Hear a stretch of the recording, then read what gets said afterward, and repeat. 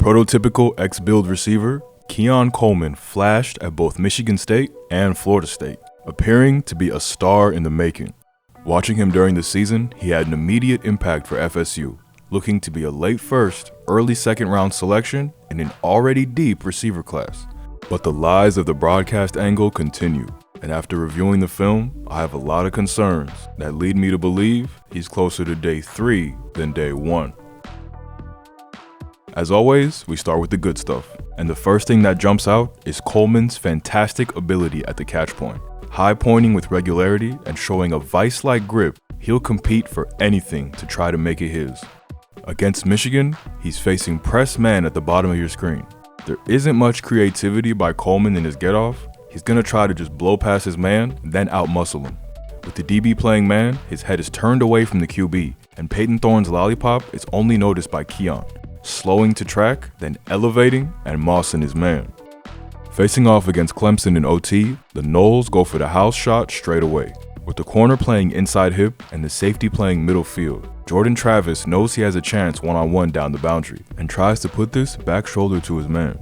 It's not the cleanest ball, but that's no problem for Keon, reaching up and just plucking this out the air, bringing home the dub. And back to the game against Michigan just 2 plays later, the Spartans hurry to the line, getting that same single matchup they want to attack, going right back to Coleman. Again, he doesn't get much separation against the corner, but with a much better placed back shoulder, Keon uses a vet push, contacting his man but not extending his arms, which would draw the ref's eyes, going full extension to get the ball. This skill truly stands out when in the red zone. Last year, he was one of the biggest threats in college, and you knew when FSU approached that area, they were going to be going his way. On the left hash here, FSU take advantage of the wide college field, getting Coleman a half field to operate one-on-one. Attacking directly at his hips off the line, Coleman freezes his man, then breaks his fade once the cushion is cut. Travis has got a huge window to throw this into, and Keon continues his great catches, showing a great ability to track and locate the ball, making another catch through contact. Against LSU, he was an absolute menace, unguardable in the red area. Unfortunately, I can't show you any clips from SEC football on YouTube, as that is prohibited. But let me just tell you, he whooped that ass. For the extended actual version, go join us on Patreon at patreon.com/thinkingfootball. And here against Clemson, he's gonna run a filthy stop slant from the slot. The Noles look to be running a TF favorite, fake bubble go, but add a twist, using the goes as a decoy too, sending Coleman on a smoke slant back inside. The defense collapses on it fast, thinking they have the stop, only for Coleman to fast cut middle, leaving him wide open for the score. Limited in his route tree due to the offense, Coleman was mostly used downfield, and here he shows good understanding of how to set up his man on the deep ball. It's not all speed, but how you set up your man by varying your acceleration, using finesse and footwork to keep them flat-footed. Running the scissors concept here against Miami, Coleman shows great work to cook his man on the post. Keon fires out of his stance and bends his route outside to sell the fade, making the DB open his hips to the boundary and opening up the space to attack inside.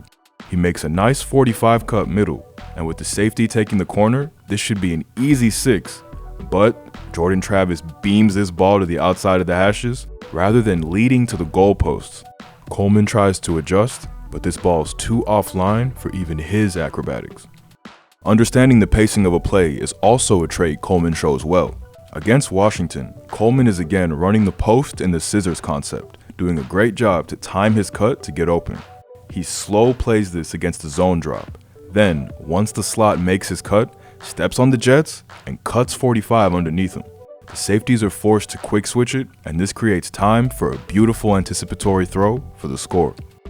And here, he's running an in route on this China concept. Keon slow plays this to allow his receivers to clear the inside, then gives a hop skip and cut into the space. He then shows a nice spin to avoid the hit and gain extra yards. And this is the part that really flashed from the broadcast, the ability to make a man miss in space and turn it into a big play. After the quick hitch, he could shift his hips and avoid a player if he had space, making a quick 5 into a first down. Here's another catch after a hitch route, just with the moves turned up to 11. He's got solo coverage with Southern Miss sending the pressure and makes a nice pluck to pull this in, but is short of the sticks with the defender closing down. Coleman jukes his ass to the grass, then sets up his next victim, going aerial to make the safety look goofy. And his best play of the season came in that 3-touchdown game against LSU. He jets through the cuts, turning upfield to avoid the first hit, then absolutely bamboozles the safety, taking this all the way to the crib. So that's the upside. Now for the negatives. And the longer you watch the film, the more worrying it becomes. Let's start with the route diversity. And the tree is pretty stunted. At both Michigan State and FSU, he was only really deployed as the deep threat. Practically everything he ran was a go, fade, post, or comeback. This usually isn't a good recipe for translating to the NFL, and he struggled to get open consistently on these too. He's simply not got the burst to get over the top, especially against these NFL DBs. Good footwork on the stem to set your man up works when you have the burst to leave him, but he's not got that next gear to punish them. That lack of burst hurts his yak abilities too. Yeah, he's had some good catch and runs in his career, but this is anything but consistent, almost never happening in traffic and usually against lesser competition. And this is all before we get to his biggest problem, his struggle against press coverage. It wasn't uncommon to see him get locked up and pushed around on the route. And as a bigger guy, this contact needs to be something he can just shrug off, or use to his advantage, using the contact to free himself. He doesn't do anything to confuse his man here, running a very obvious fade, and with the lack of selling at the fade point, his defender just clamps him, removing his momentum and sticking to his hip like glue. Against Washington, he's got almost half a field to operate in, but his sell inside fails, and the corner straight clamps him, bumping him and taking away the speed, leaving this pass to sail long. And here it is once more. He's gonna use the hop, but there's no sharpness or urgency to it. The defender isn't frozen, keeping his hips moving and getting into Coleman's body, clamping this route shut. And there's still one more problem we need to mention, and it's a big one. Throughout the tape, it looks like Coleman would just take reps off when he knew he wasn't getting the ball. Here against Ohio State, he looks like he's running at 75%.